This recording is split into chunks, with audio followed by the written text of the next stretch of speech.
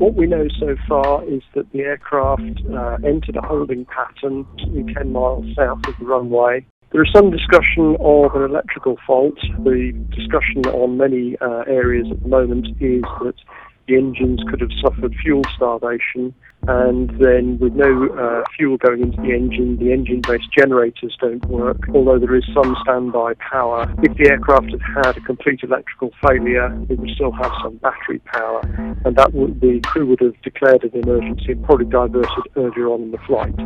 So it could be a symptom of the accident rather than the cause at this stage.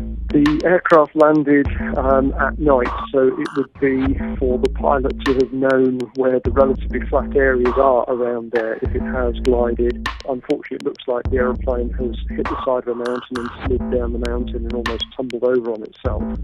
So if the aeroplane had been able to clear the top of the mountain, or the pilot had been able to turn away from that, then that could have helped them with the survivability. At the moment, the investigators will be concerned with getting the personal remains out of the wreckage and returned to the relatives and identification. They've extracted the recorders. Now, those may need to be flown back to the UK for analysis, and then they will be documenting the state of the wreckage,